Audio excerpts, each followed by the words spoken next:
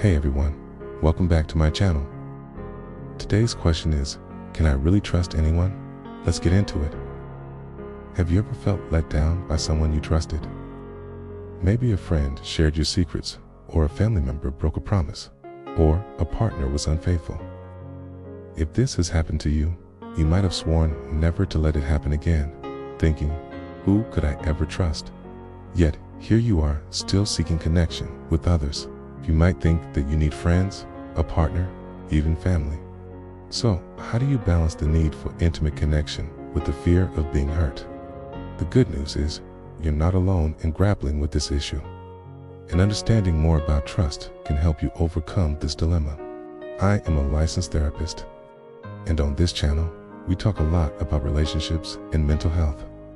Today, we will discuss what trust is, why it's so important, why it can be so difficult to trust, and how you can decide if you can trust someone.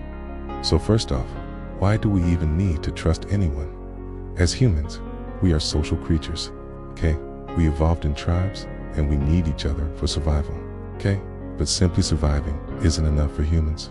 We want to thrive, and thriving means experiencing joy, pleasure, and connection with others.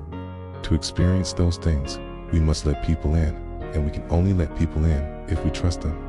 So, at our core, we crave trust because we want to feel close to others. It's only natural. But how do we know who to trust? Well, there are some universal factors that contribute to whether or not we trust someone. When we meet a new person, we take in all kinds of information. We look at their body language. Do they seem open or closed off? We listen to the tone of their voice. Are they warm or cold? We consider how similar or different they are from us. How easy is it to relate to them? And then we consider our experiences. Have we been betrayed before? Do we have a reason not to trust? All these factors play a role in determining whether or not we trust someone. And once we've decided to trust someone, it takes time and consistent positive interactions for that trust to grow. For example, if someone is honest, keeps their promises, and is there for you when you need them, your trust in them grows. However, if they lie, break their promises, or let you down, your trust in them erodes.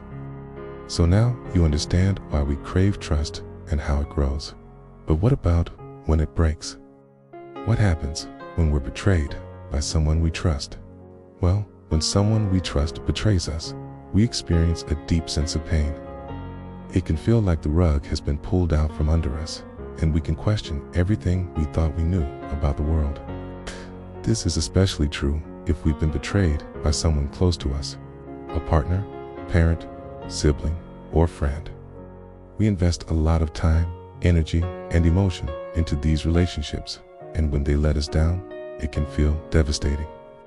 In fact, the effects of betrayal can be so strong that it can change the way we relate to others forever. We may become more guarded and less trusting in future relationships, or we may even avoid close relationships altogether. But why would someone we trust betray us? Well, there are many reasons. Sometimes people are simply careless with other people's information. Other times, they may not realize that their actions are hurtful. And sometimes, people are intentionally malicious. Whatever the reason, the result is the same. Betrayal can cause us to lose faith in others. This is where the real dilemma comes in. On one hand, we crave trust because we want to be close to others. But on the other hand, we've experienced betrayal and we're afraid of getting hurt. So, how do we decide who to trust? Well, here are 4 things to keep in mind. First, consider the other person's intentions. Are they trying to hurt you? Sometimes people are just careless. They don't mean to hurt you, so give them the benefit of the doubt. If they apologize and make amends, try to forgive them. They don't, then it's time to move on. Second, consider your own past experiences. If you've been betrayed in the past, it's understandable if you're hesitant to trust. But don't let past experiences prevent you from forming new relationships. Everyone deserves a second chance. Third, consider the potential consequences of betrayal. If the other person is a close friend or family member, then the potential consequences are more significant. If it's a stranger, then there is less to lose. Weigh the risks and benefits carefully before deciding whether or not to trust. Fourth, go with your gut. If your intuition tells you not to trust someone, then don't. Your gut feeling is usually right. Don't ignore it. So now you understand what trust is, why it's important, why it can be difficult to trust, and how you can decide if you can trust someone. But what if you've been burned in the past and you're afraid of getting hurt again?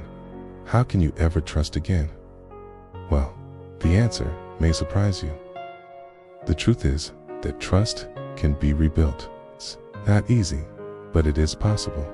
If someone has betrayed you and you choose to forgive them, that does not mean that you have to automatically trust them again. You can take things slowly and rebuild trust over time. This means communicating openly and honestly with the person, setting clear boundaries, and being patient. It also means being willing to give the person second chances. Trust is earned, not given. So if you want to rebuild trust with someone, you must earn it back. This takes time, effort, and commitment, but it is possible. On the other hand, if the person who betrayed you is unwilling to make amends, or if your gut tells you that you cannot trust them again, then it may be time to move on. Sometimes the best thing you can do for yourself is to walk away from someone who has betrayed you. This is not always easy, but it is sometimes necessary. When it comes to deciding who to trust, there is no one-size-fits-all answer. You must decide for yourself who you can trust and who you can't. There are guidelines that can help you make this decision, but ultimately, it is up to you. Now, I have another question for you. Has anyone ever betrayed your trust? If so, how did you handle it? Share your thoughts in the comments below.